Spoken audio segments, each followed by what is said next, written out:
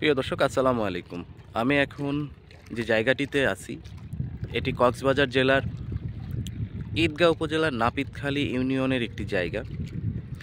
এই জায়গাটিতে প্রচুর পরিমাণে লবণের চাষ হয়। আমার পিছনে যে মাঠগুলো আপনারা দেখতে পাচ্ছেন প্লাবিত হয়ে রয়েছে, এই মাঠগুলোতে একটা সময় লবণের চাষ করা হতো।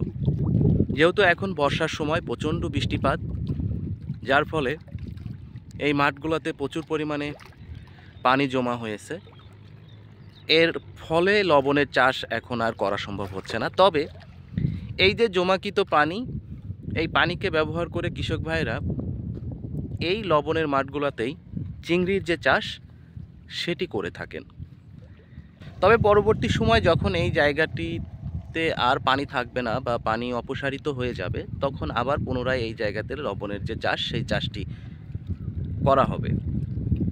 এই নাপিতখালীতে শুধু লবণের চাষ করা হয় না, এখানে অনেকগুলো লবণ ম্যানুফ্যাকচারিং যে কারখানাগুলো রয়েছে সেই কারখানাও রয়েছে।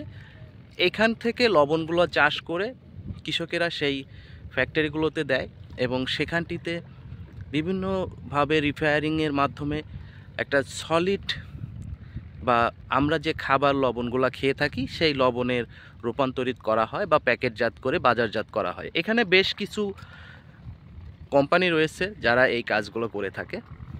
আমি দেখানোর চেষ্টা করব আপনাদেরকে ভিডিওর শেষে সেই ফ্যাক্টরিগুলো।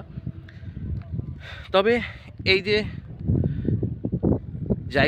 এই জায়গাগুলো শুধু লবণ চাষ করে এর জন্যই নয়, এই জায়গাটা সত্যি একটা অসাধারণ জায়গা। পুরা এরিয়া ধরে ফাঁকা এবং অনেক বড় একটা মাঠ।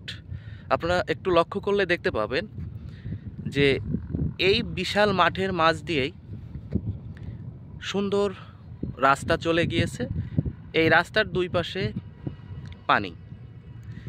কি সুন্দর একটা দৃশ্য হতে পারে বর্ষার সময়, যে রাস্তার দুই ধারে পানি প্রবাহিত হচ্ছে আর আপনি বা আমরা সেই রাস্তা দিয়ে গাড়ি করে অথবা পায়ে হেঁটে যাচ্ছি। এত সুন্দর একটা মোমেন্টাম আপনার মধ্যে ক্রিয়েট হবে, যেটা আপনি উপলব্ধি করতে পারবেন না এখানে না আসলে।